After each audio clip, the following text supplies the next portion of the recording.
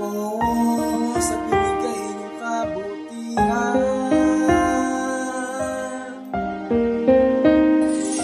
Ako ay minsan nang naligo sa mga tinatahak kong landas, hanggang kumapit sa patilim. Ang tingin sa akin ay si Judas. Sinalikuran ng Panginoon, demonyo ang sinasamba. Dumating man sa puntong isang paa ko'y nasa hukay na.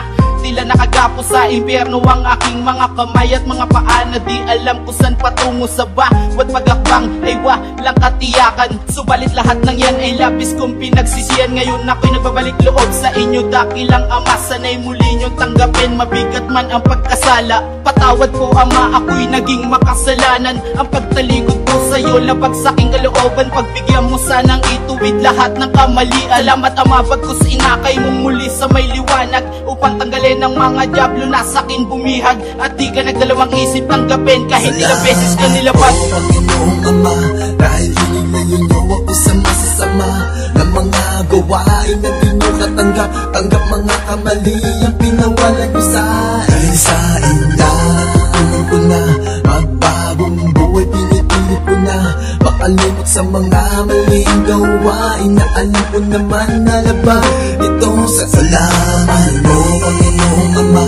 Dahil hinilayon niyo ako sa masasama ng mga gawain na di niyo katanggap. Tanggap mga kamali ang pinawalan niyo sa akin. Dahil sa inyo, natutunan ko na magbagong buhay. Pinipilit ko na makalimot sa mga maling gawain na alam ko naman na labag ito sa inyong mga paligid. Namulat ako at lumaking madilim ang paligid. Walang Diyos na kilala ni hindi marunong umibig. Laging laman ng kalsada ang utak, tutok sa droga ang maging batang masama ang siyang naging resulta. Walang takot sa mga nakaambang kamatayan. Dalawang sungay na tumubong umaban at di maputulan ng katulad kong puno ng bahid at kasalanan. Walang espasyong nakalaan sa lupa kong tinatapakan. Ngunit sa isang banda na isip kong parang mali. Muli akong nagbalik sa Diyos at tinanggap uli. Ngayon ay akin ang tinapos ang baluktot kong gawain. Nagkaroon ng liwanag, mundong di ko akalain na meron pa palang katulad yang malalapitan.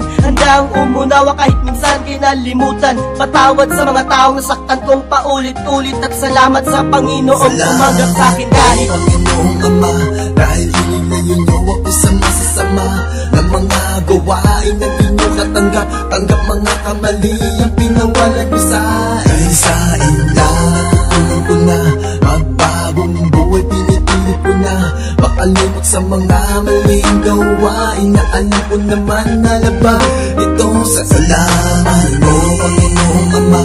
Dahil hinilayon niyo ako sa masasama ng mga gawain na di niyo katanggap. Tanggap mga kamali ang pinawalan niyo sa akin. Dahil sa inyo, natutunan ko na magbagong buhay. Pinipilit ko na makalimot sa mga maling gawain na alam ko naman na labag ito sa inyong mga marahil na nagkamali ako ng daan na tinatahak na punta sa direksyon na aking ikapapahamak. Maging sa aking pamilya nagawa kong magdamot. Mula nang matikman ko ang pinagbabawal na gamot, sinuway ang lahat ng payo ng aking ama't ina. Dahil akala ko ang buhay ko'y magiging masaya kapag pinasok ko ang ganitong klase ng laro.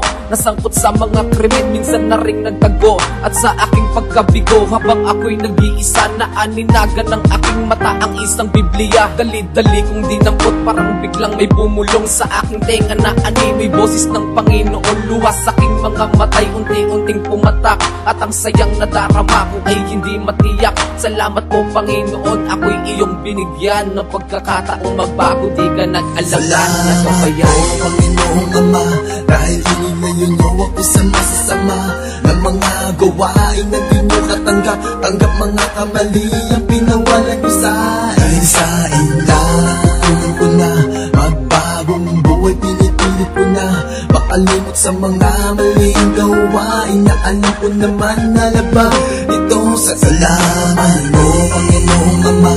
Dahil hinilayon niyo ako sa masasama ng mga gawain na di niyo katanggap. Tanggap mga kamali ang pinawalan niyo sa akin. Dahil sa inyo, natutunan ko na magbagong buhay. Pinipilit ko na makalimot sa mga maling gawain na alam ko naman na labag ito sa inyong mga paningin.